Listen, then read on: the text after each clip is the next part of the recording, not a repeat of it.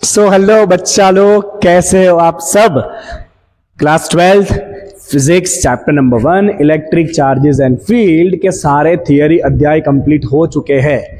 अब बारी है एनसीईआरटी एक्सरसाइज सॉल्व करने की, और ये अकेला ऐसा प्लेटफॉर्म है जो आपको जेईई और नीट एग्जाम के लिए एनसीईआरटी के टेक्स्ट बुक को point to point, line to line समझाता है। साथ में आपको ब्यूटीफुल नोट्स भी प्रोवाइड किए जाते हैं, और नोट्स का लिंक डिस्क्रिप्शन में आपको मिल जाएगा, जहां पे बहुत ही नॉमिनल प्राइस 199 रुपीज़ में आपको पूरे साल जो भी टाइमली लेक्चर्स होंगे उसके नोट्स मिल जाएंगे।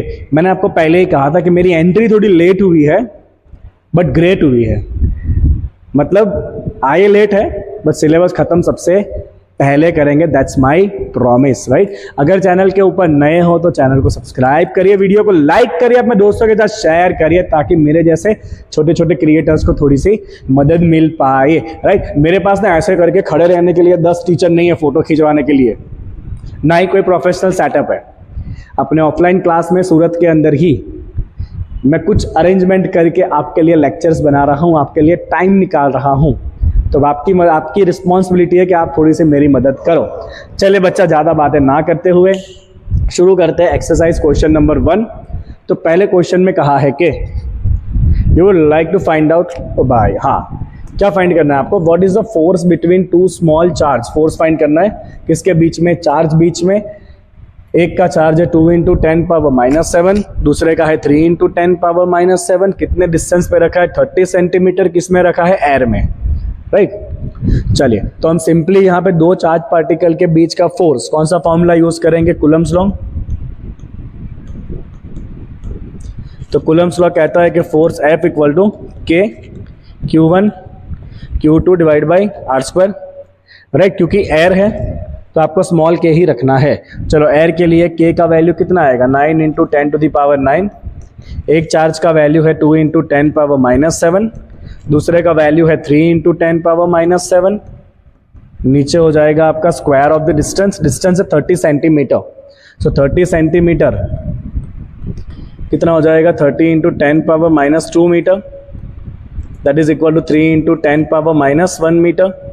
तो डिस्टेंस है 3 × 10⁻⁻1 मीटर। क्या करेंगे, इसका स्क्वायर सिंप्लीफाई करेंगे, 3² 9 will be cancel, right.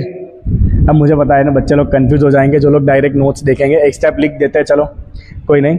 So 9 × 10 power कितना हो जाएगा, -14 + 9 10⁻⁻5 × 2, नीचे हो जाएगा 3² 9 × 10⁻⁻2, 9 कैंसल, आंसर आ गया 2 × 10⁻⁻3 न्यूटन। बेटा बताओ, अट्रैक्टिव होगा कि रिपल्सिव होगा। तो दोनों लाइक चार्जेस है, दोनों चार्जेस कैसे दिए, पॉजिटिव दिए है। तो पॉजिटिव चार्जेस के बीच में फोर्स क्या होता है बेटा, रिपल्सिव। तो ये आपको लिखना है, नहीं तो आपका आधा मार्क गया, राइट। क्या रहेगा, ये फोर्स रहेगा आपका repulsive force. Got it. Second question, चलिए।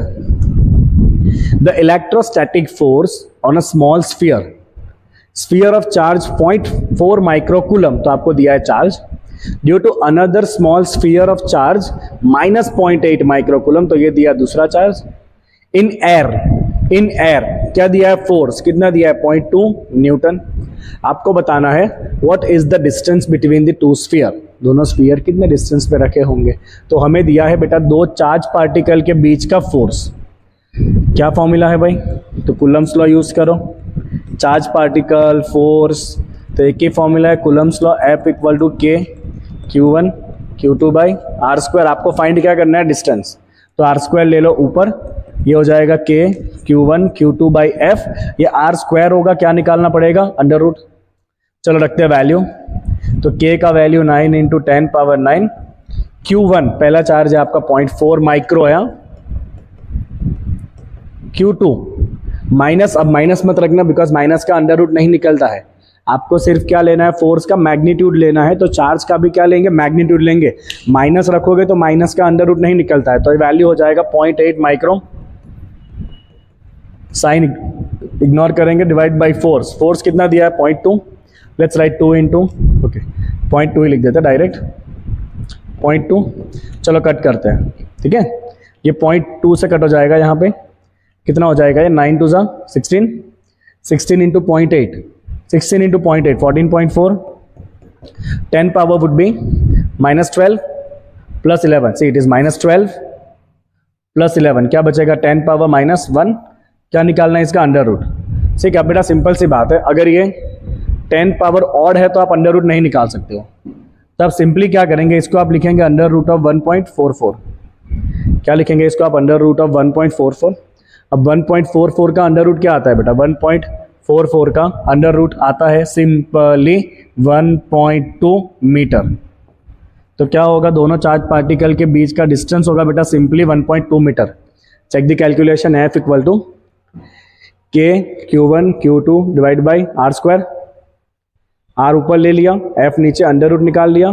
के Q1 Q2 divide by F. Simplify किया. 9 2 जा 18. 18 इंटू 16 बोला था मैंने. 9 2 जा 18. 18 इंटू 0.8 ये हो जाएगा 14.4. 11 माइनस 12, 10 पावर बचेगा माइनस 1. इसको लिख सकते हैं 1.44 का अंडर रूट, जो हो जाएगा 1.2 मीटर. अब ये पूछा है what is the force on the second sphere due to the first. तो बेटा न्यूटन अपने थर्ड लॉ में क्या कहता है? Action and reaction are equal and opposite. मतलब पहला स्फीयर दूसरे को जितना फोर्स लगाएगा उतना ही फोर्स दूसरा स्फीयर पहले को भी लगाएगा. तो क्या सिंपल सा है, राइट. सो हम यहां पे लिखेंगे कि from Newton's third law, force acting on second sphere, force acting on second sphere due to the first, that is also same, which is equal to कितना है ये? 0.2 न्यूटन. दोनों चार्जेस कैसे है बेटा? अपोजिट चार्जेस है, एक पॉजिटिव एक नेगेटिव. क्या रहेगा ये? Force attractive. लिख देने कहा ये. Done with this. Next question करना तो पड़ेगा. चलो बेटा next question. Check that the ratio K E square by G M E M P is dimensionless.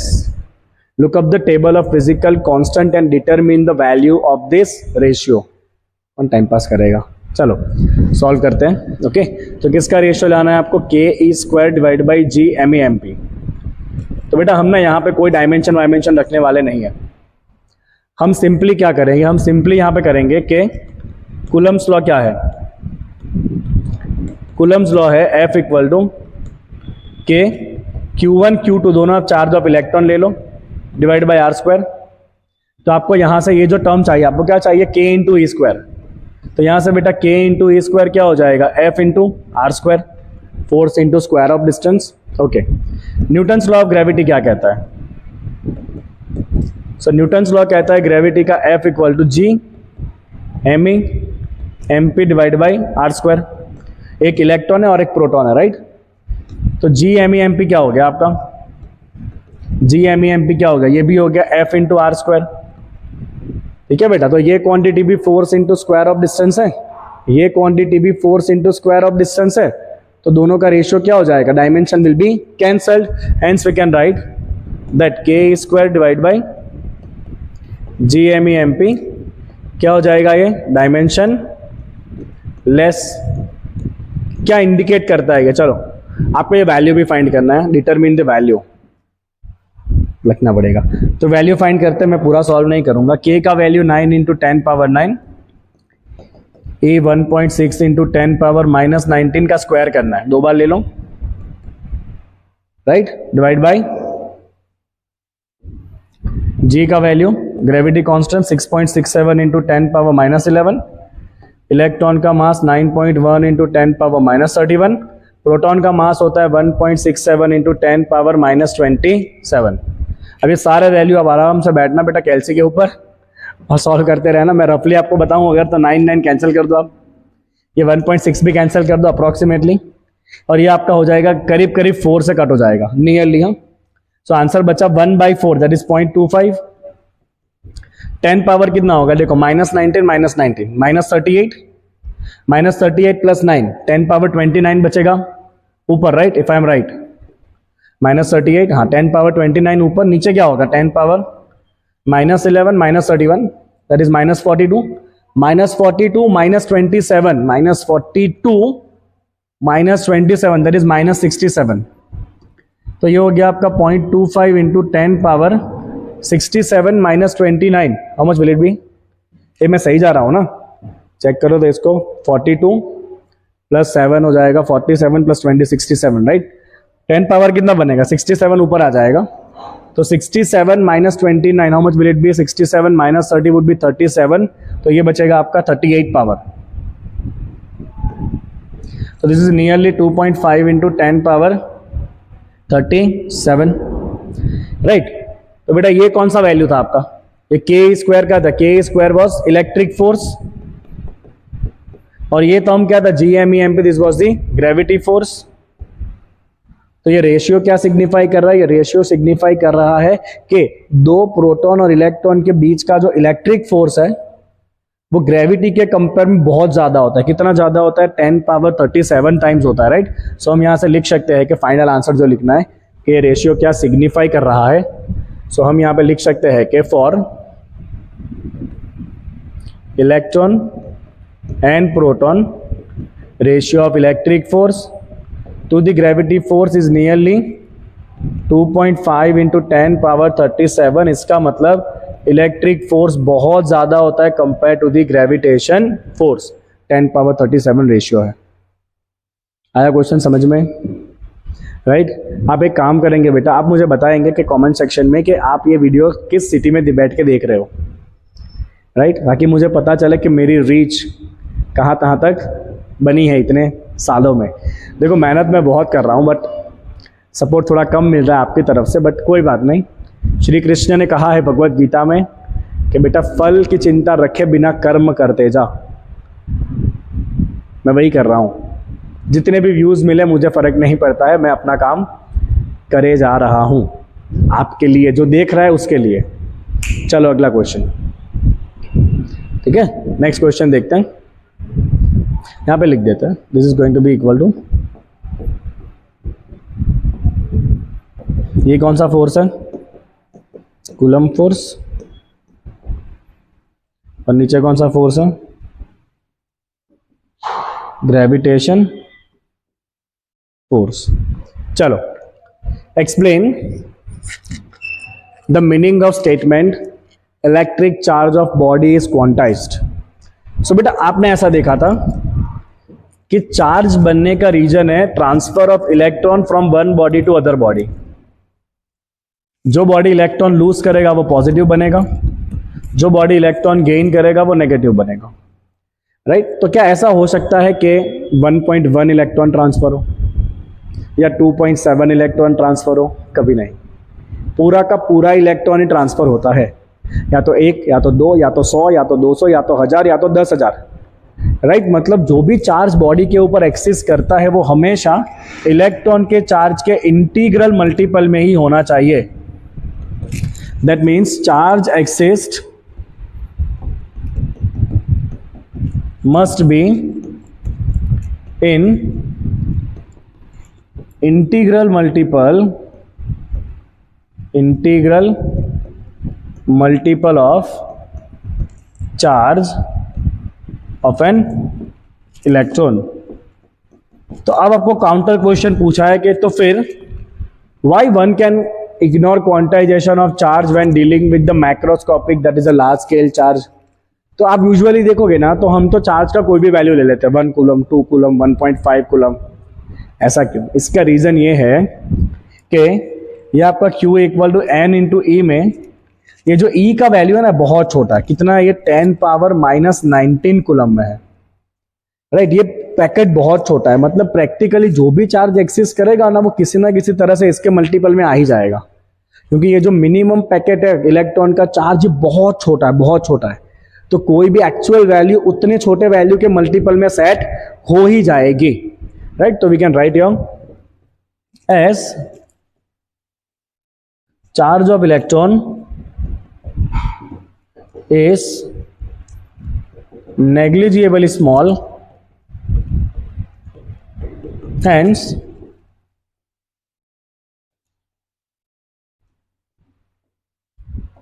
quantization can be ignored।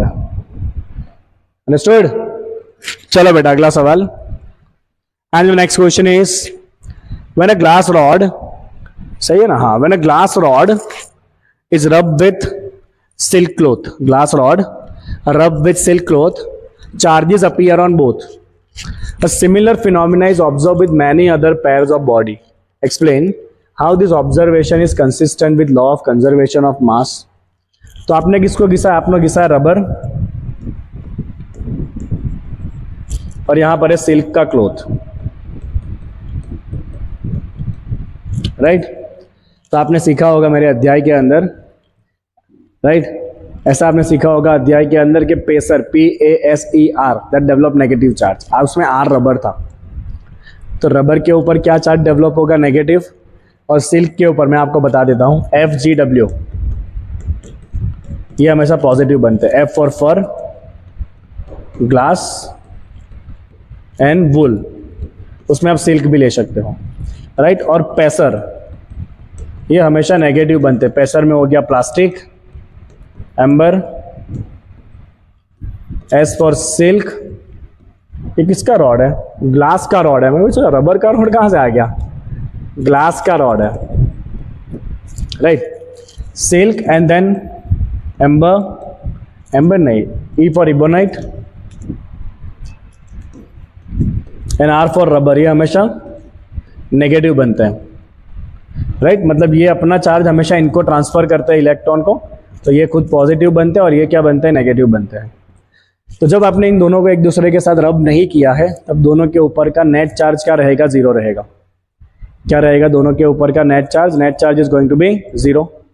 अब जैसे इनको रब करोगे, व्हाट विल हैपन, ग्लास क्या बनता है, पॉजिटिव, सिल्क क्या बनता है, नेगेटिव। ग्लास पॉजिटिव में है, सिल्क नेगेटिव में है, तो सिल्क पेड़ से इलेक्ट्रॉन, ग्लास पॉजिटिव बनेगा, मतलब ग्लास अपने इलेक्ट्रॉन किसको देगा, सिल्क को देगा, right.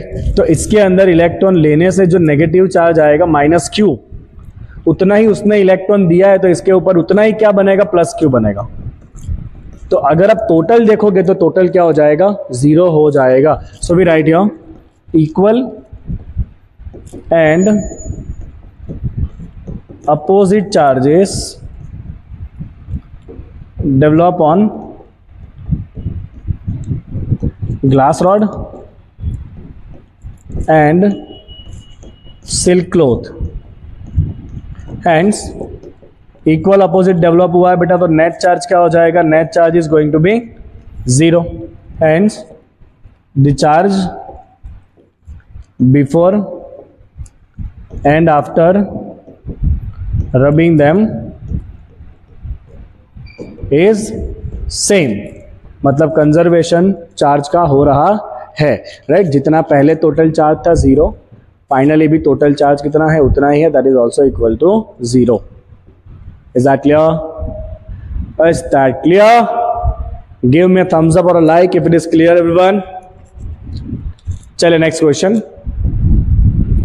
4 point charges 2, -5, 2, -5 located at the corners of a square of side 10 centimeter. What is the force on charge 1 microcoulomb placed at the center of a square? तो आपके पास एक स्क्वायर है, let's say it is ABCD. Charges क्या क्या है, तो A पे charge है 2 माइक्रोकुलम, B पे चार्ज है -5 माइक्रोकुलम, C पे चार्ज है 2 माइक्रोकुलम और D पे चार्ज है -5 माइक्रोकुलम। आपने क्या करा है, आपने 1 माइक्रोकुलम रखा है दी सेंटर, तो यहां पे सेंटर में एक चार्ज है विच इज 1 माइक्रोकुलम। आपको बताना है कि इसको कितना फोर्स लग रहा होगा। चलो भाई, होशियार लोगों को तो पता ही है कि इसका फोर्स क्या होगा, 0। क्यों भाई 0? लेट्स से ये डिस्टेंस आपका R है, ठीक है। तो ये A पॉजिटिव है, ये भी पॉजिटिव है, पॉजिटिव पॉजिटिव क्या कर रहे होंगे, रिपेल। मतलब ये 2 माइक्रोकुलम इस 1 माइक्रोकुलम को इस तरफ धक्का मार रहा होगा, क्या होगा ये force K, Q1 is 2 micro, Q2 is 1 micro, right. So K into 2 micro 1 micro divide by distance कितना है, R का स्क्वायर। R जो भी हो डजंट मैटर, अपना फोर्स कैंसिल ही होने वाला है। चलो ये सी पे भी 2 माइक्रो कूलम में पॉजिटिव, ये पॉजिटिव क्या करेगा, ये सी इसको इस तरफ रिपेल करेगा। कितना आ गया फोर्स के, ये फोर्स की चार्ज कितना है 2 माइक्रो, सेंटर क्या है 1 माइक्रो, डिवाइड बाय डिस्टेंस इसका भी क्या हो जाएगा आर स्क्वायर। तो बेटा बड़े प्यार से क्या दिख रहा है आपको, ये भी फोर्स और ये भी फोर्स दोनों सेम है, दोनों का डायरेक्शन अपोजिट है, तो इन दोनों का नेट फोर्स क्या हो जाएगा 0। क्या हो जाएगा, इन दोनों का नेट फोर्स आपस में कैंसिल होके 0 हो जाएगा। चलो अब आगे देखना ध्यान से, ये -5 है और ये प्लस है, माइनस प्लस अट्रैक्ट करेगा इस तरफ, कितने फोर्स से अट्रैक्ट करेगा के, अब खाली वैल्यू लिखना 5 माइक्रो, ये 1 माइक्रो, डिस्टेंस इसका भी क्या होगा आर स्क्वायर। चलो यहाँ पे ये भी -5 और ये +1 क्या करेगा, इसको इस तरफ अट्रैक्ट करेगा, कितने फोर्स से माइनस प्लस अट्रैक्ट करेगा के, Q1 Q2 divide by R square. तो यहाँ भी आप क्या देख सकते हो, दोनों फोर्स इक्वल एंड अपोजिट, तो क्या हो जाएंगे, ये दोनों भी आपस में कैंसिल हो जाएंगे। तो क्योंकि चार्जेस आजू बाजू सिमेट्रिकली डिस्ट्रीब्यूटेड है, F net on 1 micro coulomb at centre is equal to 0, क्योंकि आजू बाजू में चार्जेस का डिस्ट्रीब्यूशन कैसा है बेटा, सिमेट्रिक है। ओके, अगर सिमेट्रिक ना हो तो मैं आपको एक सिंपल केस बताता हूँ, समझना सब जरूरी है। हाँ, अगर मान लो बेटा यहाँ पे 1 माइक्रो है, यहाँ पे 2 माइक्रो है, यहाँ पे -3 माइक्रो है और यहाँ पर है लेट्स से -2 माइक्रो, इधर आपको फोर्स निकालना है, आप खाली समझेंगे। हाँ, इसको सपोज यहाँ पे हमने रखा है 1 माइक्रो, मैं इसको नाम दे दे रहा हूँ ABCD, just try to understand बच्चा। ओके, तो ये 1 1 रिपेल करेंगे इस तरफ, this is the force FA, ये भी प्लस माइनस प्लस और प्लस क्या करेंगे, रिपेल करेंगे, इस तरफ रिपेल करेगा, दिस इज FB। अब ऑब्वियसली ये 1 है और ये 2 है, तो ये वाला ज्यादा फोर्स लगाएगा, तो ये फोर्स आपका कंपैरेटिवली ज्यादा स्ट्रांग होगा। सिमिलरली ये माइनस ये प्लस इस तरफ इसको अट्रैक्ट करेगा, let's call it FD, D वाला अट्रैक्ट कर रहा है, और ये B और ये माइनस और ये प्लस ये भी इसको इस तरफ अट्रैक्ट करेगा, let's say this force FB। अब ये -3 और ये -2, ऑब्वियसली ये ज्यादा अट्रैक्ट करेगा, तो ये फोर्स ज्यादा हो जाएगा। इस चार्ज का ये B का है ना, और ये कौन सा था, ये पॉइंट आपका C है, right, this is force C, FC है ये। ओके, तो आप देखेंगे बेटा तो रिजल्टेंट फोर्स क्या बनेगा इसके अंदर, ध्यान से देखिएगा, मैं एक और फिगर बना रहा हूं इसके नीचे, ये सेंटर है, इन दोनों में से ये कम है, ये कट हो जाएगा, ये वाला आपका बचेगा, क्या बचेगा, ये FC माइनस FA। दिख रहा है क्या, राइटिंग बहुत छोटे है, बड़े करूं, this is FC minus FA, और इस तरफ ये B वाला फोर्स ज्यादा है, तो इस तरफ रहेगा आपका फोर्स कितना रहेगा, रिजल्टेंट FB माइनस ये क्या है FD। ओके, अब ये दोनों का रिजल्टेंट फाइंड करना पड़ेगा, तो आप देख सकते हो दोनों डायगोनल के ऊपर है, तो दोनों के बीच का एंगल होगा 90 डिग्री, तो इन दोनों का रिजल्टेंट आप फाइंड कर लोगे, कैसे फाइंड करोगे, पाइथागोरस से। क्या हो जाएगा, पाइथागोरस का नेट फोर्स हो जाएगा आपका √, एक फोर्स है आपका FC minus FA whole square और एक फोर्स है आपका FB minus FD whole square. तो इस तरह से आप सॉल्व कर सकते हो अगर चार्जेस सिमेट्रिकली डिस्ट्रीब्यूटेड नहीं है तो। इज दैट क्लियर, आई बात समझ में, आई बात समझ में। यहां तो सिमेट्रिक अरेंजमेंट है सारा, अगर आपको देखना है तो देख लीजिएगा, यहाँ पे पूरा का पूरा अरेंजमेंट आपका कैसा है, सिमेट्रिक है। तो ये फोर्स कैंसल, ये फोर्स कैंसल, नेट क्या हो जाएगा, 0 हो जाएगा, राइट।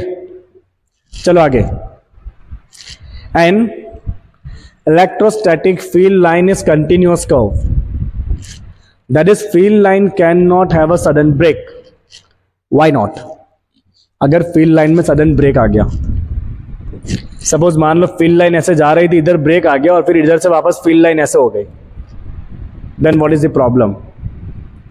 ऐसे छोड़ो, चलो कंटिन्यूअस कर्व करना है ना आपको। सपोज मान लो सडन ब्रेक मतलब वो फील्ड लाइन जो है ना वो यहाँ से टूट के ऐसे हो गई। अब प्रॉब्लम क्या होगा, प्रॉब्लम यह होगा कि जहाँ पे ये ब्रेक आया है ना उधर एक टेंजेंट आपको ऐसे मिलेगा इस वाले कर्व का, और इसी पॉइंट के ऊपर इस वाले कर्व का टेंजेंट आपको ऐसा मिलेगा। मतलब एक ही पॉइंट के ऊपर फील्ड का दो डायरेक्शन होता नहीं है। So we can write down the point where there is sudden break, the point where there is sudden break will have two direction of field. It will have two directions of field, which is not possible. Next क्या है? Explain why two field line can never cross each other. ये भी आपने theory में ही लिखा था बेटा कि अगर दो फील्ड लाइन क्रॉस करी ऐसे, तो जहां पे ये दोनों आपस में क्रॉस करेगी उधर एक टेंजेंट इस तरफ भी मिलेगा आपको, एक टेंजेंट इस तरफ भी मिलेगा। एक ही पॉइंट के ऊपर फील्ड के दो डायरेक्शन यहां भी पॉसिबल होने वाला नहीं है। ठीक है बच्चा, तो ये क्वाइट ऑफ थियरी क्वेश्चन है, बट आपको अच्छे से समझ में आने चाहिए। Theory question based on electric field lines. Got it? Good. चलो नेक्स्ट क्वेश्चन। कितने क्वेश्चन? 8, 9, 10, 11, 12, 13, 14, 15, 16, 17, 18, 19, 20, 1, 2, 3, 4, ओह 24 क्वेश्चन है। देखना पड़ेगा, एडिशनल के क्वेश्चन आगे लगते हैं इसके अंदर। कोई नहीं, चलो next question. What do we have next? 2 point charges 3n minus 3 located at 20 centimeter apart in vacuum. What is the field at the midpoint of the 2 point? Right? And अगर वहां पे आपने उसी पॉइंट के ऊपर if you put some negative test charge of this magnitude, what is the force experienced by the test charge? Okay, चलो तो दो पॉइंट चार्ज ले लेते हैं। क्यू ए जो कि पॉजिटिव है 3 माइक्रोकुलम, क्यू बी जो कि नेगेटिव है -3 माइक्रोकुलम। राइट, ये उनको दोनों को जोड़ती हुई लाइन है, ये उसका मिड पॉइंट है। राइट, डिस्टेंस कितना दिया है आपको? डिस्टेंस दिया हुआ है दोनों तरफ का 20 सेंटीमीटर। ओके, चलो आपको बताना है कि सेंटर के ऊपर फील्ड क्या रहेगी। तो देखो मुझे सिंपली दिख रहा है पॉजिटिव चार्ज। पॉजिटिव चार्ज का फील्ड क्या होता है? Radially outward. मतलब इस पॉइंट के ऊपर पॉजिटिव का फील्ड कैसा होगा? आउटवर्ड, मतलब इस तरफ। This is the field of E A. और ये चार्ज है नेगेटिव। नेगेटिव का चार्ज कैसा होता है? Radially inward. इनवर्ड मतलब टुवर्ड द चार्ज। तो नेगेटिव का फील्ड यहां पे कैसा रहेगा? Toward the charge E B. So I can see that E A and E B both are in same direction. Right, तो क्या करेंगे? डायरेक्टली इसको प्लस कर देंगे। ओके, तो we simply write here at mid point E A and E B both are in same direction.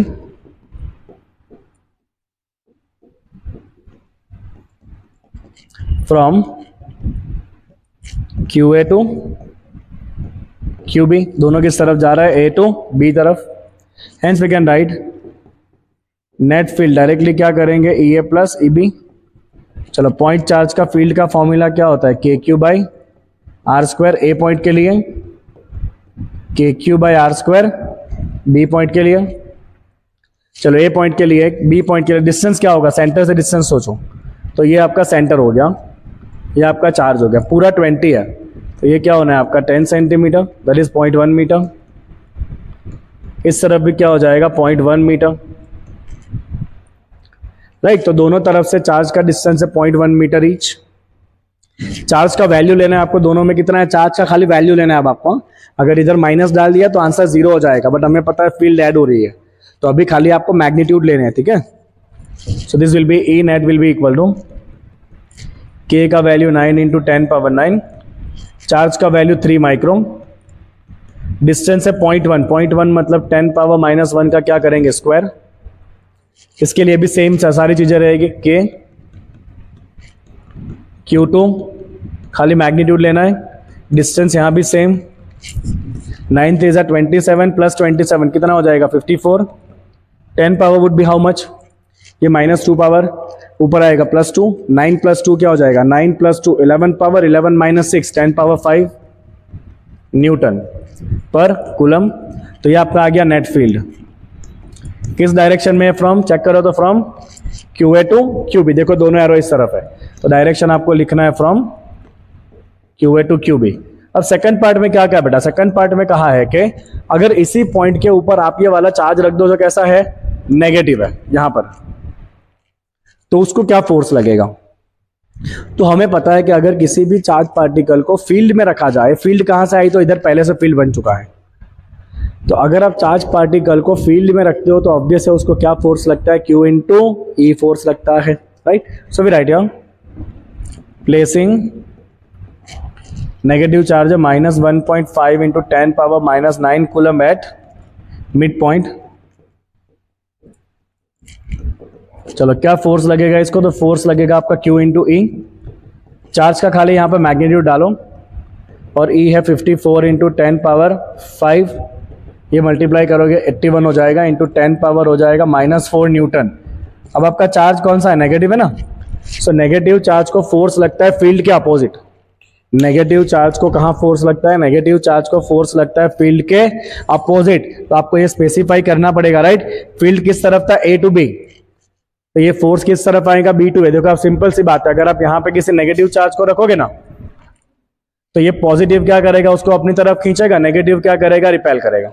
तो force किस तरफ लगना है आपका, अपोजिट डायरेक्शन में लगने वाला है। तो यहाँ पे स्पेसिफाई कर लेते हैं इसका डायरेक्शन, क्या हो जाएगा, डायरेक्शन हो जाएगा इसका from opposite to field, that is QB to QA, this is QB to QA।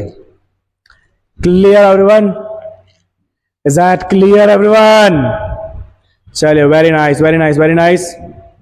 Okay आज ना थोड़ा सा गला बहुत सूख रहा है और पानी भी नहीं है सुबह सुबह यहाँ पे इंस्टीट्यूट के ऊपर, अभी बॉटल ही नहीं आया है पानी का, भाई कोई नहीं, आपके लिए तो जान कुर्बान है। ओके आपको जो भी डाउट आते हैं ना वो आप डाउट कमेंट सेक्शन में डाल सकते हो, हाँ any time.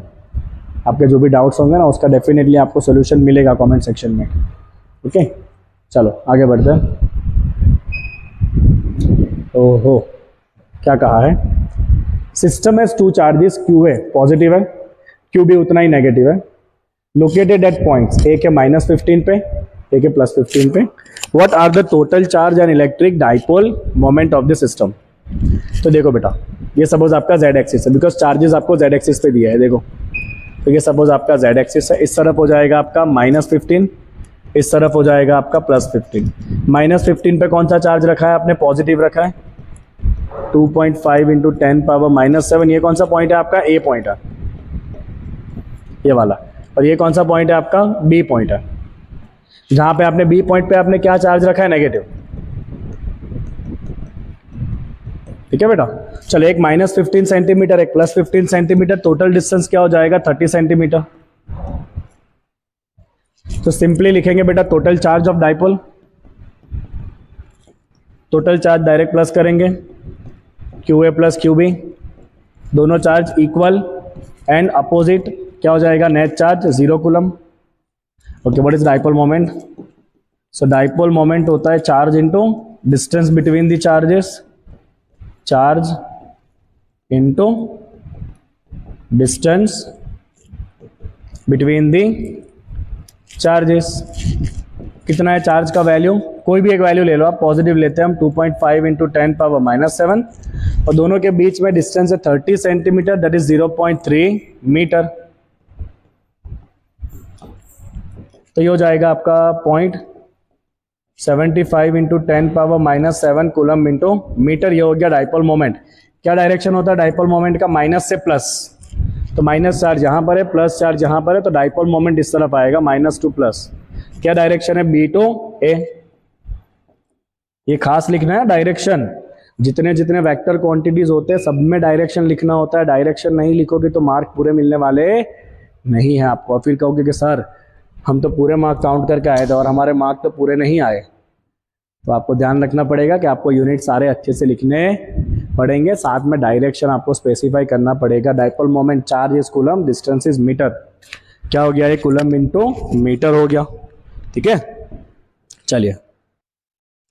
So next question में आपको कहा एक डाइपोल है, इसका डाइपोल मोमेंट है, एंगल है 30 डिग्री विद द फील्ड जिसका वैल्यू है ये। आपको बताना है व्हाट इज दी टॉर्क। तो अध्याय नंबर 3 या अध्याय नंबर 4 में आपने टॉर्क का डेरिवेशन किया था। Torque on dipole, tau equal to P E sine theta. Dipole moment P दिया है 4 इंटू 10⁻⁹, ये P है, ये E है electric field, 5 into 10⁴, and sine theta क्या है, साइन 30 डिग्री।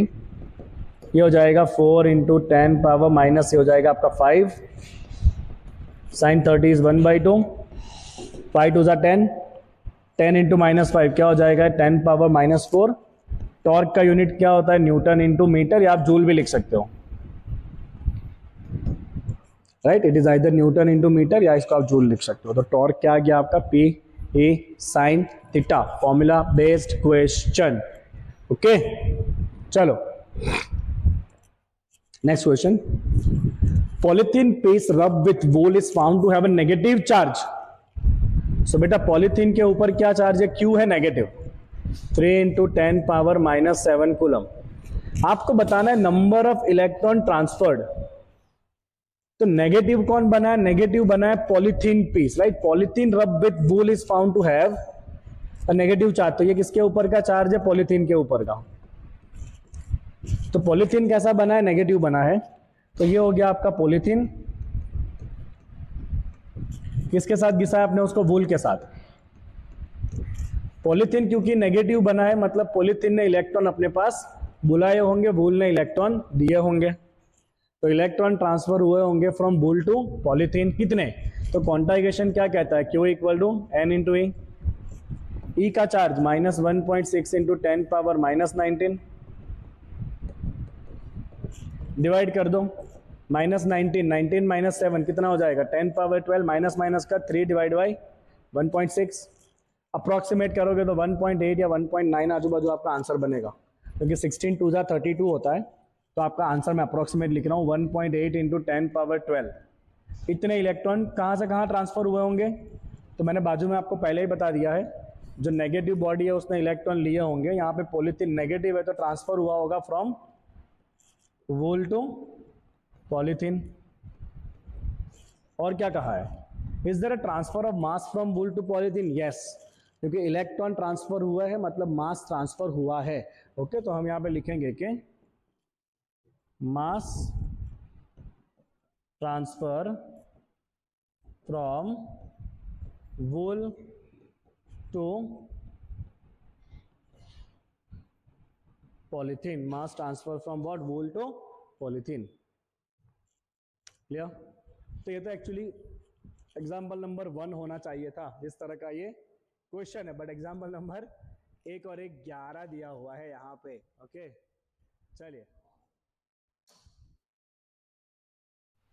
चलिए नेक्स्ट क्वेश्चन।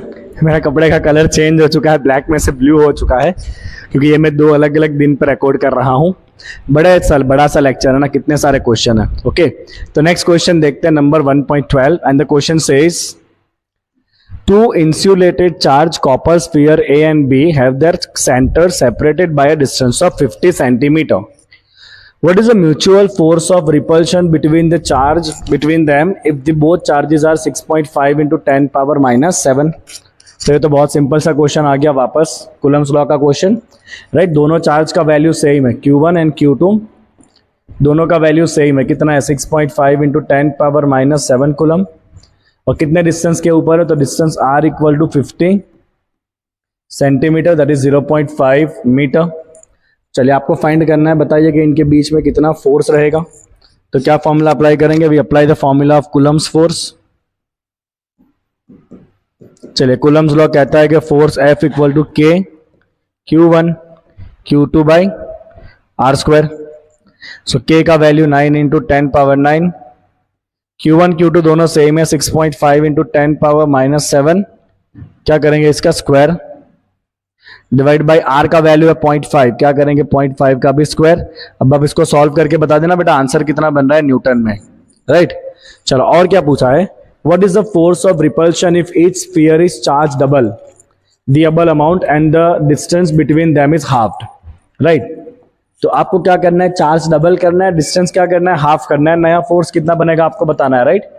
तो आपको क्या करना है बेटा, आपको करना है चार्ज डबल्ड, दोनों का चार्ज डबल करना है, right? Each sphere charge is doubled, so अब Q1 और Q2 जो डैश है वो दोनों क्या हो जाएंगे, डबल हो जाएंगे। चलो डायरेक्ट लिखते हैं, इतना सारा क्यों टाइम पास करना है, right? So well right, the new force F dash will be equal to K into, अब Q1 डबल हो चुका है तो लिखो यहाँ पे 2Q1, Q2 भी डबल हो चुका है, लिखो यहाँ पे 2Q2, और डिस्टेंस हो चुका है हाफ तो लिखो यहाँ पे R/2, डिस्टेंस का क्या होता है, स्क्वायर।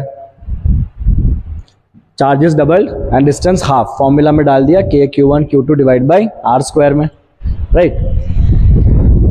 ओके, कैमरा हिला रहा था ये पंखा, अभी भी हिल रहा है, देखो थोड़ा थोड़ा थोड़ा थोड़ा। टेबल फैन बहुत पावरफुल है यहाँ पे, अब नहीं हिलेगा, है ना? चलो एनीवेज, अब बेटा ये 2 स्क्वायर 4 ऊपर आ जाएगा, और ये 2 इंटू 2 4, और ये 4 ऊपर आया, कितना हो गया, 16 हो गया। K Q1 Q2 by R square, what is K Q1 Q2 by R square, that's the original force जो पहले लग रहा था, समझ रहे हो आप लोग, राइट? तो नया फोर्स कितना हो जाएगा, hence the new force is equal to 16 times the original force. तो ऐसे क्वेश्चन एमसीक्यू में बहुत पूछे जाते हैं, राइट? कि फोर्सेस डबल की, चार्ज डबल कर दिया, डिस्टेंस आधा कर दिया, या चार्ज को 10% 20% प्लस कर दिया। तो ऐसे क्वेश्चन में आपको सिंपली कूलम्स लॉ अप्लाई करके सॉल्व कर लेना है। ओके, चलो next question. Suppose the spheres A and B in the previous exercise have identical sizes.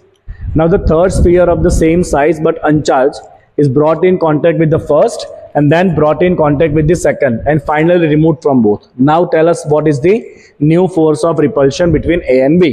So हमारे पास जो पहले स्फीयर थे दोनों का चार्ज सेम था, right? Let's call it A and B। आगे वाले क्वेश्चन का है, दोनों का चार्ज कैसा था, सेम था। अब आपने क्या करा, एक तीसरा स्फीयर लिया जो अनचार्ज्ड है, और आपने इसको पहले A के साथ टच कराया। अब ऑब्वियस है कि दोनों का अगर साइज सेम है तो दोनों क्या करेंगे, चार्जेस को इक्वली डिस्ट्रीब्यूट कर लेंगे। अगर साइज अलग अलग है तो फिर चार्ज डिस्ट्रीब्यूशन भी अलग अलग होगा, that you will learn in the second chapter. Okay, अभी क्या है, दोनों का साइज सेम है तो जो टोटल चार्ज है Q वो दोनों पे आधा आधा डिवाइड हो जाएगा। तो जैसे आप इनको सेपरेट करोगे, A पे कितना चार्ज बचेगा, Q/2, और C पे भी कितना चार्ज बचेगा, Q/2। अभी आपको क्या करना है, देखो तो first it was brought in contact with the second, right? क्या लिखा है पहले, okay, uncharge is brought first in contact with the first and then brought in contact with the second. तो पहले ये अनचार्ज वाला A के कांटेक्ट में आया, राइट? क्या हो गया, इसके ऊपर कितना चार्ज आ गया, Q/2। अब इसको टच कराना है आपको इस B के साथ, तो अब यहां से इसको हम टच कराने के लिए लेके जाएंगे किसके साथ, B के साथ, राइट? ओके, ऑलरेडी C के ऊपर कितना चार्ज आ चुका है, Q/2। ओके, अब दोनों का मिला के टोटल चार्ज क्या हो जाएगा, Q plus Q/2, that is equal to 3Q/2, है ना? तो 3Q/2 दोनों फाइनली क्या करेंगे, आधा आधा डिस्ट्रीब्यूट कर लेंगे, राइट? तो फाइनली B के ऊपर कितना चार्ज होगा, 3Q/2, और ये C के ऊपर भी कितना चार्ज होगा, 3Q/2, राइट? तो फाइनल कंडीशन के अंदर A आपका ये स्फीयर है जो आपके काम का है, राइट? और C आपका ये स्फीयर है जो आप पे काम का है। तो अब बताओ नया फोर्स कितना हो जाएगा। So we write here, hence the force between them means A and B। Apply the formula F dash लिख दो, इसको डबल डैश लिख दो, K इंटू Q1। चलो कितना चार्ज हो चुका है A के ऊपर का, Q/2। Q2 कितना चार्ज है B के ऊपर का, 3Q/2 divide by distance same रखना है आप, देखो A and B for the same distance, distance का कोई डिस्कशन नहीं करा है तो डिस्टेंस कैसा रखना है आपको, सेम रखना है, ठीक है? Okay, now this is going to be equal to 3/4 बाहर आ जाएगा, ये 3 और नीचे 4, बाकी बचेगा K Q divide by R square. और ये क्या था आपका ओरिजिनल फोर्स जो सबसे पहले लग रहा था, ये वाला फोर्स जो आपने यहाँ पे फाइंड करा है। ओके, तो आपका आंसर क्या बन जाएगा बेटा, यहाँ पे आपका आंसर आ जाएगा, नया फोर्स हो जाएगा आपका, क्या बाहर निकला इधर, 3/4 इंटू ओरिजिनल फोर्स। डन, आई बात समझ में कैसे किया, क्लियर सबको, है ना। तो पहले अब मैंने Q चार्ज स्फीयर को अनचार्ज के साथ टच किया, राइट, ओके। देन दोनों ने चार्ज इक्वली शेयर किया, Q/2 Q/2। अब ये C को टच कराना है B के साथ, और B के ऊपर पहले से Q चार्ज था, C के ऊपर कितना चार्ज है Q/2, दोनों को मिला के हो गया 3Q/4। 3Q/4 दोनों पे आधा आधा डिवाइड कर दो, 3Q/2 आधा आधा डिवाइड करो 3Q/4। What is going on यार, दिमाग का काम नहीं कर रहा है मेरा, सॉरी फॉर दिस। टोटल हो गया 3Q/4, दोनों का मिला के टोटल क्या हो गया 3Q/2। 3Q/2 आधा आधा डिवाइड कर दो, 3Q/4 3Q/4। तो यहाँ पे ना नीचे 4 आएगा, इधर आएगा Q/2 और यहाँ पे क्या आएगा 4 आएगा। 4 करोगे तो इधर आ जाएगा आपका 3/8। थोड़ा डिस्टर्ब क्या मेरा माइंड आज, क्यों भाई क्यों, क्या हुआ ऐसा, तो इस बात का डिस्टर्बेंस है। Okay fine, and I hope it is very much clear now. मैंने यहाँ पे थोड़ा सा गलती कर दिया था, तो मैंने उसको करेक्ट कर लिया है वापस। ओके होता है भाई, होता है कभी कभी, इतना सीरियस नहीं लेने का इसको। चलो नेक्स्ट क्या कहा है, तो मैं डायरेक्ट बता देता हूँ। ऊपर पॉजिटिव प्लेट है और नीचे नेगेटिव प्लेट है, राइट। आपको बताना है which particle has highest charge to mass ratio, इसके लिए चार्ज टू मास का रेशियो सबसे ज्यादा होगा, that is what you need to answer, right. Okay and give the sign of the charges. तो देखो सिंपल सी बात है, पॉजिटिव की तरफ कौन सा चार्ज अट्रैक्ट होगा, नेगेटिव, और नेगेटिव प्लेट की तरफ कौन सा चार्ज अट्रैक्ट होगा, पॉजिटिव। तो जो चार्ज नेगेटिव प्लेट की तरफ आया है ये चार्ज कंपलसरी कैसा होगा, पॉजिटिव। और ये दोनों चार्ज किस तरफ गए, दोनों गए पॉजिटिव प्लेट की तरफ, तो ये दोनों खुद कैसे होंगे, नेगेटिव, राइट। तो 1 और 2 वाले चार्ज कैसे होंगे, राइट, पॉजिटिव की तरफ नेगेटिव अट्रैक्ट होगा, नेगेटिव की तरफ पॉजिटिव अट्रैक्ट होगा। सो आपका जो 1 और 2 चार्ज है ये दोनों कैसा है, पॉजिटिव। आप तो सच में दिमाग काम नहीं कर रहा है, नेगेटिव, राइट। और जो थर्ड वाला चार्ज है जो नीचे की तरफ डिफ्लेक्ट हुआ है नेगेटिव प्लेट की तरफ, वो कैसा होगा, पॉजिटिव होगा। आपको ये भी पूछा है which particle has the highest ratio of charge to mass. तो बेटा यहाँ पर इलेक्ट्रिक फील्ड, तो फोर्स लगता है यहाँ पे, फोर्स इन इलेक्ट्रिक फील्ड, क्या फोर्स लगता है, Q into E. Let's write force F equal to M into A, that's equal to Q into E. तो एक्सेलरेशन क्या बनेगा, Q/m इंटू ई। अब ये इलेक्ट्रिक फील्ड तो कांस्टेंट है सारे चार्ज के लिए, मतलब जो एक्सेलरेशन होगा that is proportional to Q/m, right. तो बताओ तीनों में से कौन सबसे ज्यादा डिफ्लेक्ट हुआ है, पार्टिकल नंबर 1, 2 या 3, क्या लग रहा है। तो मुझे लग रहा है देखो सबसे ज्यादा इंक्लाइन लाइन पार्टिकल नंबर 3 का है, उसके बाद इंक्लाइन लाइन पार्टिकल नंबर 1 का। देखो यहाँ पे सबसे ज्यादा इंक्लाइन लाइन किसका है, पार्टिकल नंबर 3 का है, मतलब वो सबसे ज्यादा डेविएट हुआ है, मतलब उसका एक्सेलरेशन सबसे ज्यादा है, राइट। उसके बाद अब देखो ये वाली लाइन है और सबसे कम डेविएट ये हो रहा है, ये सीधा सीधा ही जा रहा है ऑलमोस्ट। ओके तो अगर आप यहाँ पे देखोगे तो डेविएशन अगर आप देखोगे ना तीनों पार्टिकल का, तो डेविएशन मुझे लग रहा है फिगर देख के सबसे ज्यादा डेविएशन है 3 का, फिर है 1 का और फिर है 2 का, राइट। एंड डेविएशन किसका ज्यादा होगा, जिसका एक्सेलरेशन ज्यादा होगा, and acceleration depends on what, Q/m। Okay तो जिसका डेविएशन सबसे ज्यादा उसका Q/m कैसा होगा, सबसे ज्यादा होगा। तो Q/m अगर आप लिखोगे यहाँ पे तो सबसे ज्यादा 3, फिर 1 और सबसे Q/m लेस रेशियो किसका होगा, पार्टिकल नंबर 2 का होगा। तो इस तरह से आप इसको सॉल्व कर सकते हो, and I hope it is very much clear. Is it clear everyone, right. ये कौन सा ट्यूबलाइट चमक रहा है ऊपर, हाँ उधर एक ट्यूबलाइट चालू है वो चमक रहा है, मैं बंद करके आता हूँ। हाँ चलो बेटा समझ आ गया है क्वेश्चन। सो फोर्स कितना लगेगा फील्ड में, Q into E, force equal to ma। तो एक्सेलरेशन प्रोपोर्शनल टू हो जाएगा Q/m।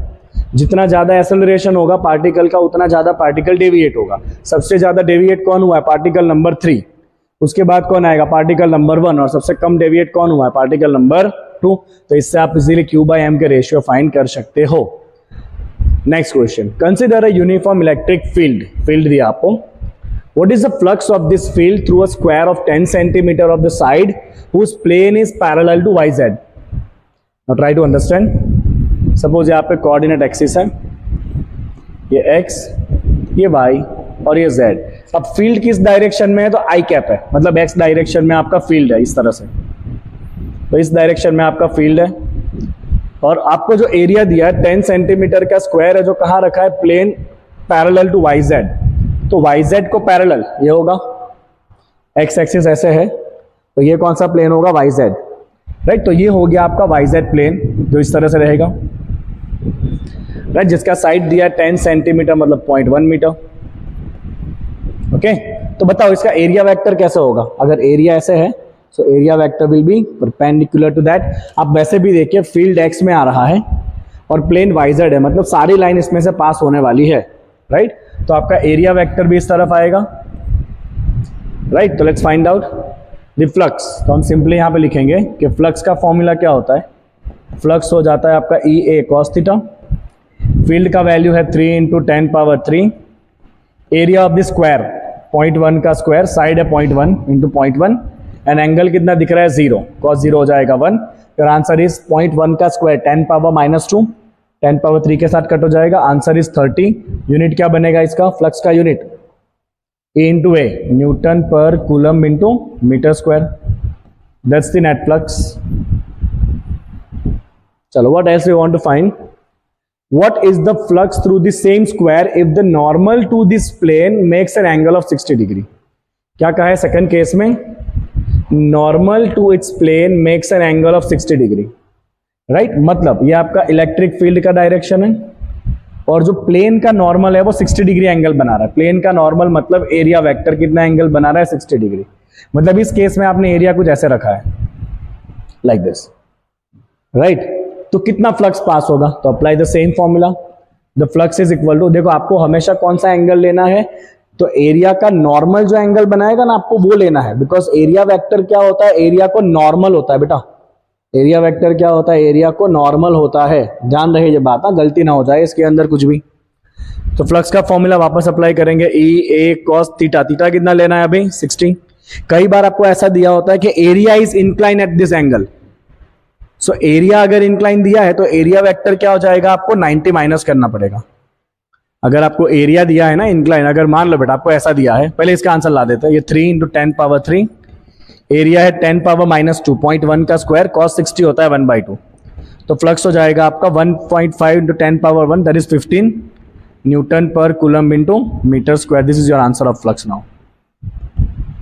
ये हो जाएगा आपका आंसर, राइट। अब अगर आपको ऐसा दिया हो कि सपोज ये आपका फील्ड है, राइट, और जो आपको एरिया दिया है ना इस तरह से कुछ, सपोज आपको एरिया दिया है और वो एरिया मान लीजिए ये एरिया का प्लेन है और यहां पे आपको थीटा एंगल दिया है ऐसे, तो जो एरिया का वेक्टर होगा ना वो ऐसे बनेगा, तो एरिया वेक्टर क्या एंगल बनाएगा, 90 माइनस थीटा। तो ये आप खास ध्यान रखना कि आपको जो एंगल दिया है वो नॉर्मल का एंगल दिया है कि प्लेन का एंगल दिया है, क्योंकि हमें कौन सा एंगल चाहिए, नॉर्मल का एंगल चाहिए, ना कि प्लेन का।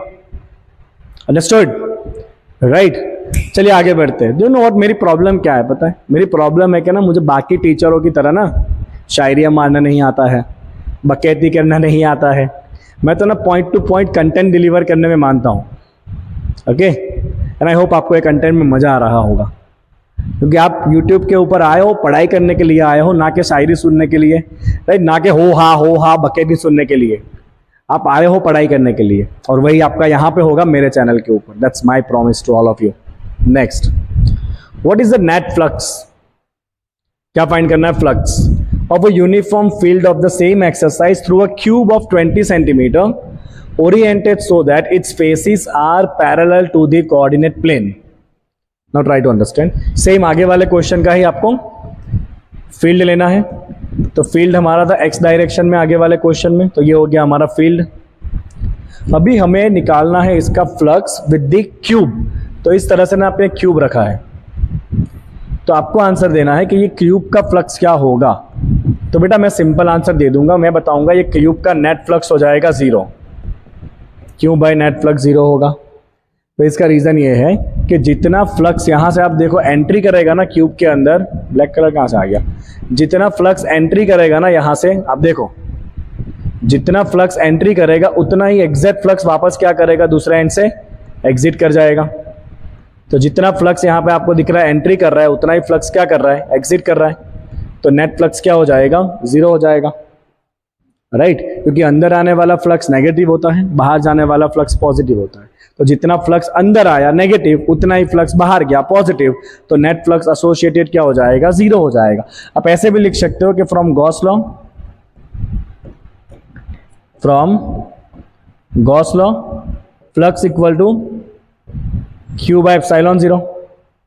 अब ये क्यूब के अंदर तो कोई चार्ज ही नहीं है, तो फ्लक्स क्या हो जाएगा, zero, as there is no charge inside the cube.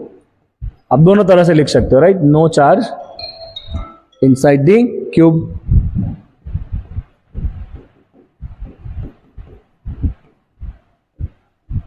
Okay, चलो बच्चा आगे बढ़े तो द नेक्स्ट क्वेश्चन है। कितने क्वेश्चन है, 17, 18, 19, 20, 1, 2, 3, 4, बहुत सारे अभी तो। चलो 17 क्वेश्चन। अब सारे फ्लक्स के क्वेश्चन है, फटाफट हो जाएंगे। Careful measurement of field line at the surface of a black box indicate that the net outward flux, outward मतलब बाहर जाने वाला फ्लक्स जो पॉजिटिव चार्ज का होता है, outward flux is 8 into 10 power 3। तो आपको दिया है flux 8 into 10 power 3 newton metre square per coulomb, और ये कैसा फ्लक्स है, आउटवर्ड। और बच्चा आउटवर्ड फ्लक्स किसका होता है, पॉजिटिव चार्ज का, बिकॉज पॉजिटिव में से लाइंस बाहर निकलती है। So what is the net charge inside the box, तो हम क्या यूज करेंगे, गॉस लॉ यूज कर लें। क्या कहता है गॉस लॉ, कहता है flux equal to Q by epsilon zero. Charge कितना है, 8 into 10 power 3 Q by epsilon zero 8.85 into 10 power minus 12। आप मल्टीप्लाई कर लेना, देख लीजिए आपका आंसर कितना आ रहा है। तो summation of Q will be equal to 8 into 8.85 into 10 power क्या हो जाएगा, -9 कूलम। और कैसा रहेगा ये, पॉजिटिव, क्योंकि फ्लक्स कैसा था आपका, आउटवर्ड था। Okay, if the net outward flux through the surface of box were zero, could you conclude that there were no charge inside the box. अगर आउटवर्ड फ्लक्स जीरो है, राइट, तो क्या हम ऐसा कह सकते हैं कि अंदर कोई चार्ज ही नहीं होगा, we can not say that, क्योंकि हो सकता है कि ये बॉक्स के अंदर इक्वल एंड ऑपोजिट चार्जेस हो। अगर टोटल फ्लक्स जीरो है, इसका मतलब क्यू जीरो नहीं है, इसका मतलब क्या जीरो है, समेशन ऑफ क्यू जीरो है, जीरा नहीं, जीरो। क्या जीरो है, बॉक्स के अंदर का समेशन ऑफ क्यू जीरो है। अगर फ्लक्स नहीं है, इसका मतलब समेशन ऑफ क्यू क्या है, अंदर जीरो है, राइट। इसका मतलब ऐसा हो सकता है कि मान लो अंदर एक चार्ज है +2 कूलम, एक चार्ज है +5 कूलम और एक चार्ज है -7 कूलम। तो कुल मिला के टोटल चार्ज क्या हो गया आपका, जीरो हो गया। टोटल चार्ज जीरो हो गया तो फ्लक्स क्या हो जाएगा, जीरो। बट इसका मतलब ये थोड़ी कि अंदर चार्जेस है ही नहीं, राइट। तो हम यहां पे लिख सकते हैं there can be charges inside the cube, there can be charges within the cube, but the net charge must be zero. Net charge मतलब summation of q must be zero. Next, चलिए मैं आपको समझा देता हूं। तो आपको इस तरह से एक सरफेस दिया है और इधर एक चार्ज है। कितना चार्ज है देखो तो 10 माइक्रोकूलम। तो यहां पर चार्ज है आपका 10 माइक्रोकूलम। आपको बताना है what is the flux through the square, इसका फ्लक्स क्या है आपको बताना है। सो बेटा देखो सिंपल सी बात है, इसमें से जो भी फील्ड लाइंस निकलेगी वो चारों तरफ जाएगी, है ना। ये जो फील्ड लाइन निकलेगी वो चारों तरफ जाएगी। तो आपको बताना है कि ये जो नीचे सरफेस दिया है उसमें से कितनी फील्ड लाइन जा रही है, मतलब उसका कितना फ्लक्स है। तो हम सिंपली ऐसा एज्यूम करेंगे कि मान लेते हैं कि अगर हम पूरा का पूरा क्यूब कंप्लीट करें, क्या कंप्लीट करें, अगर हम पूरा का पूरा क्यूब कंप्लीट करें, देखिए देखो आपका एक सरफेस दिया इस तरह से और यहां पर आपका चार्ज है। सो इन केस अगर ये पूरा क्यूब होता, राइट, इसके सेंटर के ऊपर आपका चार्ज है इस तरह से। अगर ये पूरा क्यूब होता तो इसमें से जो भी फ्लक्स निकलता वो फ्लक्स कितने पार्ट में डिवाइड होता, देखो इसमें से जाता 1, ऊपर से भी निकलता 2, नीचे से भी निकलता 3, इस तरफ से भी फ्लक्स निकलता 4, आगे के फेस में से भी फ्लक्स निकलता 5 और पीछे के फेस में भी फ्लक्स निकलता 6। मतलब फ्लक्स आपका क्यूब के सेंटर में अगर रखा है तो वो 6 पार्ट में डिवाइड होगा, 4 आजू बाजू के वॉल, ऊपर सीलिंग और नीचे फ्लोर। तो 6 डायरेक्शन में आपका फ्लक्स डिवाइड हो जाएगा, मतलब हर एक फेस को कितना फ्लक्स मिलेगा, divide by 6। So we write here considering complete cube having charge q at a center, then the flux from each face will be equal to q by epsilon 0। ये आपका total है, total flux right, उसका कितना part हो जाएगा, 6 part. हर एक face में से कितना पार्ट जाएगा, टोटल फ्लक्स का 6 पार्ट। टोटल फ्लक्स क्या होता है, q बाय एप्सिलॉन 0। तो यार आंसर इज 1/6। q कितना दिया है आपको, 10 micro, and the value of epsilon 0 8.85 into 10 power -12। अब बाकी बच्चे लोग आप नंबर सॉल्व कर लेना और बता देना कि आपका आंसर कितना आ रहा है, Newton per coulomb into metre square. तो मासी फोन बंद करो, राइट। तो आपका आंसर आ गया newton per coulomb into metre square. ये वीडियो में आएगा आपका फोन का आवाज, okay. So newton per coulomb into metre square solve करोगे ना आप यहाँ से, तो 8 6 आपका 48, ये नीचे 50 आजू बाजू आएगा, तो 1/50 विल बी इक्वल टू 0.02। मैं अप्रोक्सीमेट लिख रहा हूँ, ये आपका अप्रोक्सीमेटली हो जाएगा 0.02। ये 50 के आजू बाजू आएगा, 51/50 इज 0.02।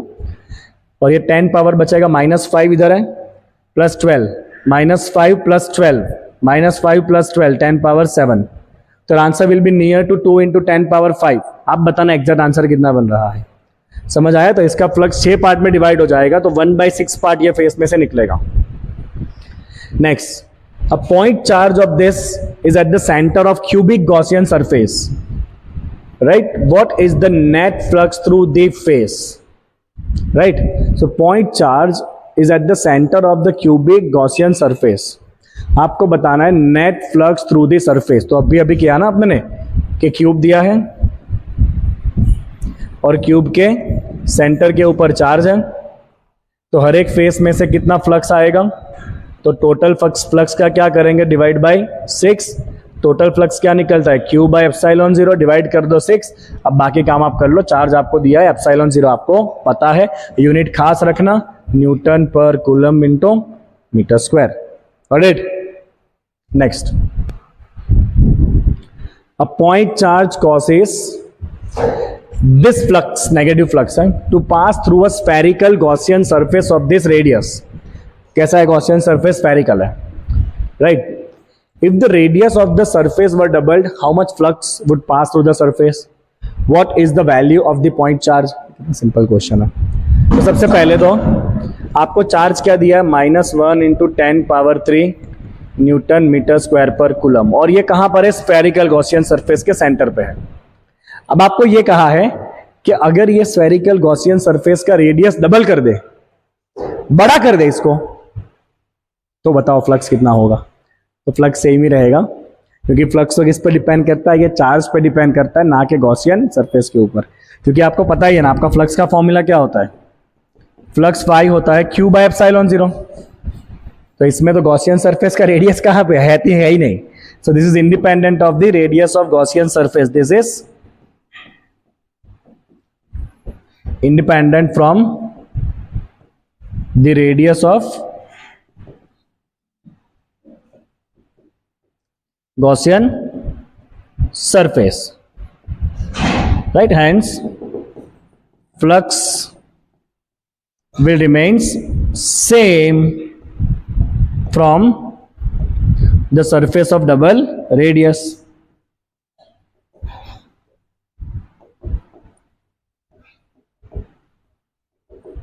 ओके, चलो आगे।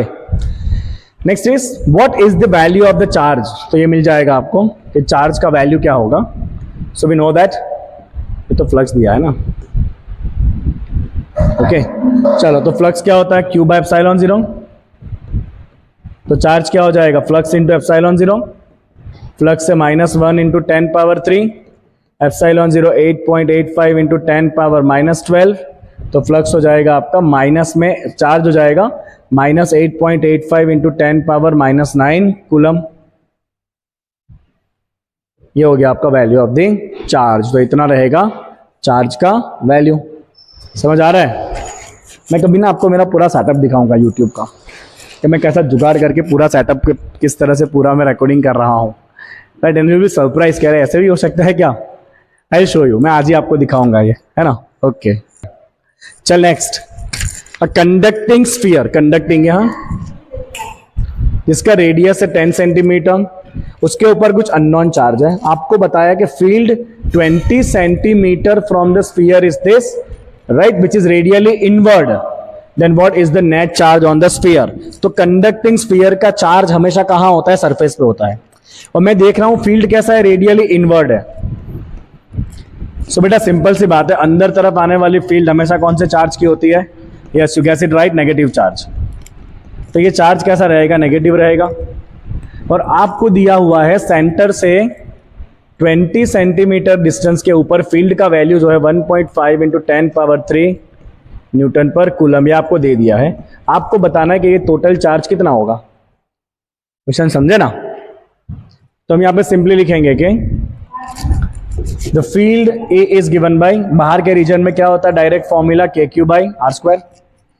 फील्ड है 1.5 इंटू 10⁻³, के का वैल्यू 9 इंटू 10⁻⁹, चार्ज का वैल्यू हमें फाइंड करना है, और डिस्टेंस है 20 सेंटीमीटर, दैट इज 0.2 मीटर का क्या करेंगे? स्क्वायर। ये 1.5 यहाँ पे 6 से कट करेंगे, 0.2 आ जाएगा ऊपर, 0.2 का स्क्वायर आएगा ऊपर, that is 4 into 10⁻⁻², right, 2 into 10⁻⁻1 का स्क्वायर ऊपर आ गया, 10⁻9 नीचे चला जाएगा, साथ में ये 6 नीचे चला जाएगा, and that's the Q। 4/6 is 2/3, 2/3 is 0.67, and 10 power हो जाएगा -11, और क्योंकि फील्ड रेडियली इनवर्ड है, for radially inward field charge must be negative. For radially inward field charge Q must be negative. कैसा होगा ये चार्ज? नेगेटिव होगा। अंडरस्टूड? इतनी हवा कैसे बढ़ गई? ओके, तो आप फाइनल आंसर लिखोगे, आपका Q रह जाएगा minus, you can write -6.7 into 10⁻⁻12 coulomb. So there we go, that's your final answer. Understood? मजा आ रहा है सबको पढ़ने में? मजा आना चाहिए, right? Next question. Okay, let's see the next one. Mike चल रहा है ना? हाँ चल रहा है, चलो। A uniformly charged conducting sphere, तो बेटा कंडक्टिंग स्फीयर है, मतलब सारा चार्ज कहां होगा? सरफेस पे होगा। कंडक्टर के अंदर कभी कोई चार्ज होना पॉसिबल नहीं होता है। ऑफ 2.4 मीटर डायामीटर, तो इसका डाया दिया है 2.4 मीटर, तो रेडियस क्या हो जाएगा? 1.2 metre. It has a surface charge density, surface charge density sigma कितना दिया है? 80 micro coulomb per metre square, that is 8 into micro 10⁻⁻6, और ये 0 हो जाएगा 10⁻⁻5। ये दिया है सरफेस चार्ज डेंसिटी। आपको बताना है फाइंड द नेट चार्ज। अभी बता देंगे नेट चार्ज। तो बेटा सरफेस चार्ज डेंसिटी सिग्मा होता है चार्ज बाय एरिया। आपने 3 तरह के चार्ज डेंसिटी सीखे थे, linear, surface and volume. Linear was charge by length, surface was charge by area, volume was charge by volume. तो टोटल चार्ज हो जाएगा sigma into area, right, and नहीं किसके फोन आ रहे कब से, तो सिग्मा हो जाएगा आपका 8 इंटू 10⁻⁻5, और स्फीयर का एरिया होता है 4 पाई, रेडियस कितना है? 1.2 का स्क्वायर। अब आप इसके आगे काम करोगे, कूलम में अपना आंसर निकाल लोगे सब लोग, ठीक है? हो जाएगा? करना पड़ेगा आपको, चॉइस तो है नहीं, you have to do it, है ना? मैं नहीं दिखा रहा हूँ ये मल्टीप्लीकेशन कैसे होगा। 8 इंटू 4 12, 12 इंटू 3 करो, 36 आजू बाजू आएगा, 38 39 आजू बाजू आएगा, फिर 2 बार 1.2 मल्टीप्लाई करो, so that is something you will do, right? मैं हर बार अप्रोक्सीमेट नहीं करूंगा। What is total electric flux living the surface of this sphere? तो फ्लक्स पूछा है सेकंड पार्ट में, ये पहला पार्ट है। सेकंड पार्ट में पूछा है फ्लक्स, तो फ्लक्स फाई क्या होता है बेटा? Q/ε0। Q ये रहा आपका, जो भी आपका चार्ज है वो यहां पे आप रख देना, लेट्स पुट कैपिटल Q। मैं अप्रोक्सीमेट करूं, पाटिया बिठाऊं, चलो पाटिया बिठाते। 8 इंटू 4 32 इंटू 3.14, 1.2 का स्क्वायर होता है 1.44 और ये है 10 power -5। Let me gas it, कितना बनेगा? तो 32 इंटू 3, 32 इंटू 3 होता है अप्रोक्सीमेटली 96.14 है, तो ये आपका 100 के आजू बाजू कुछ आ जाएगा। तो ये हो गया 100 और 10 power -5, that will be 10 power -3 में अप्रॉक्स कर रहा हूँ। बचा क्या है 1.44, तो इतना आपका चार्ज होना चाहिए 1.44 into 10 to the power -3, right. एक मिनट, इसका स्क्वायर है खाली, रेडियस का स्क्वायर है 4 पाई r स्क्वायर। तो मैं क्या लोचा मार दिया यहाँ पे, 8 4 32, हाँ 32 इंटू 300 आजू बाजू आएगा। सही आंसर, चेक कर लो, देखो अप्रोक्सीमेट आंसर एग्जैक्ट आंसर में कितना फर्क आ रहा है। सीबीएसई इतना कर सकते हो, राइट। चलता है चलता है चलता है, ठीक है। चलो क्यू कितना है 1.44 into 10 power -3 epsilon 0, 8.85 into 10 power -12, right. Okay, इसको कैसे कट करोगे? तो 14 इंटू 6 कुछ 84 होता है, ये 88 आजू बाजू दिख रहा है, तो ये नियरली 6 से कट हो जाएगा। And 1/6.67, am I right? ना रे 0.167 आएगा ना, 1/6 है तो 0.167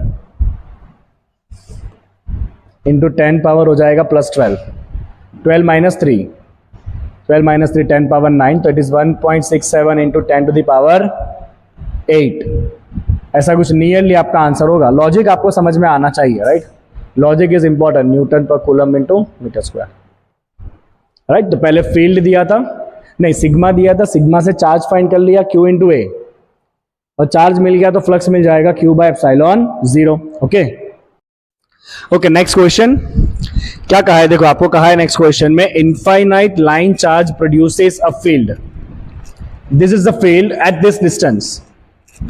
सो आपको पता है formula, infinite line charge distribution r distance के ऊपर उसका फील्ड का फॉर्मूला होता है E equal to 2k lambda by r। क्या होता है 2k लैम्बडा बाई r। आपको बताना है what is the linear charge density lambda, आपको फाइंड करना है। ओके तो क्या करेंगे, देखिए हम सिंपल फॉर्मूला लगाएंगे कि field due to infinite long charge distribution, क्या फील्ड होता है, this field is equal to A equal to 2k lambda by r। आपको फाइंड करना है लैम्बडा, ये हो जाएगा ER डिवाइड बाई 2k।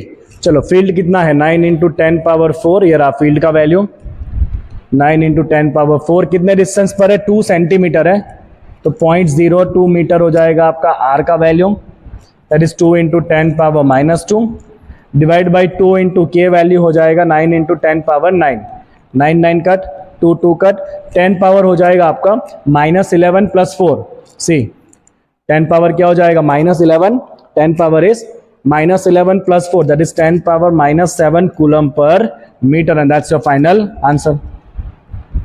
ये आ गया आपका final answer, this is the charge density. Is that clear? Nice. चले बच्चा एक्सरसाइज का लास्ट क्वेश्चन देखिए, खत्म करते करते लास्ट क्वेश्चन के ऊपर आ गए, क्वेश्चन नंबर 24 के ऊपर। And the question is, see this is 2 large thin metal plates are parallel and close to each other। 2 metal plates हैं and they are parallel to each other। on their inner faces the plate have surface charge density of opposite sign and this magnitude। तो यहाँ पे inner surface के ऊपर एक पे positive charge density है, एक पे नेगेटिव चार्ज डेंसिटी है, एक पे है प्लस सिग्मा, एक पे है माइनस सिग्मा, और सिग्मा का वैल्यू है 17 into 10 power -22 coulomb per metre square.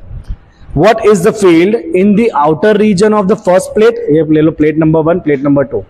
इस तरफ क्या फील्ड है आपको बताना है। In the outer region of second plate, यहाँ पे क्या फील्ड है बताना है। एंड बिटवीन द प्लेट्स, मतलब यहाँ पे क्या फील्ड है आपको बताना है। तो देखिए बेटा, हमें पता है कि इनफाइनाइट लार्ज प्लेट का फील्ड होता है sigma by 2 epsilon 0। So we write here field due to infinite large plane charge distribution, okay, infinite large plane charge distribution. आज बहुत फोन आ रहा है। चार्ज डिस्ट्रीब्यूशन, तो एक प्लेट का फील्ड होता है सिग्मा बाई 2 एप्सिलॉन 0। अब फील्ड कैसा क्वांटिटी है, तो फील्ड है वेक्टर क्वांटिटी। क्या करेंगे देखो, तो पॉजिटिव का फील्ड कैसे होता है, पॉजिटिव का फील्ड होता है अवे, तो ये field due to positive. Positive का फील्ड कैसा होता है आउटवर्ड डायरेक्शन में, और ये नेगेटिव का फील्ड कैसा होता है इनवर्ड डायरेक्शन में, इस तरह से। ये किसका फील्ड हो गया, नेगेटिव का। अब यहां पे देखो पॉजिटिव और नेगेटिव दोनों का फील्ड का वैल्यू कैसा रहेगा, सेम, बिकॉज दोनों पे सरफेस चार्ज डेंसिटी कैसा दिया है, सेम ही दिया हुआ है। तो अगर आप ध्यान से देखोगे तो ये आउटर रीजन में फील्ड क्या कर रही है, कैंसिल कर रही है, तो नेट फील्ड आउटर में क्या हो जाएगा, 0। यहां भी आउटर रीजन में फील्ड कैंसिल कर रही है, नेट क्या हो जाएगा, 0। But within the region, inner region में आप देखो फील्ड ऐड हो रही है, तो हम डायरेक्ट लास्ट आंसर लिखेंगे। ए का आंसर हो जाएगा 0, जो मैंने अभी आपको बताया। बी का आंसर हो जाएगा 0, और थर्ड में क्योंकि E plus and E minus are in same direction, तो यहां पे आपका नेट फील्ड हो जाएगा, आपको ऐड करना पड़ेगा दोनों को। दोनों है सिग्मा बाई 2 एप्सिलॉन 0, प्लस करेंगे तो हो जाएगा सिग्मा बाई एप्सिलॉन 0। सिग्मा का वैल्यू रख देना, एप्सिलॉन 0 का वैल्यू रख देना, आंसर बता देना कितना आ रहा है। तो यहां पे बेटा आपका चैप्टर नंबर 1 का एनसीईआरटी एक्सरसाइज भी होता है कंप्लीट, राइट। तो within a span of 8 days we have completed this entire chapter, सारे थियरी अध्याय और एक्सरसाइज के साथ में। एंट्री लेट हुई है बट ग्रेट हुई है, खत्म हम सबसे पहले करेंगे syllabus, that's my promise. Okay, अगर नोट्स डाउनलोड नहीं करे हैं तो प्लीज कृपया नोट जाके डाउनलोड करिए, बहुत नॉमिनल प्राइस में आपको पूरे साल के नोट्स मिलने वाले हैं। चलिए बेटा, आज का अध्याय यहाँ पे खत्म करेंगे। Thank you so much for watching. मिलते हैं वापस अगले क्लास में, जहां पे आप केमिस्ट्री लेके आएंगे, सॉल्यूशन चैप्टर। बाय बाय, टाटा, सी यू।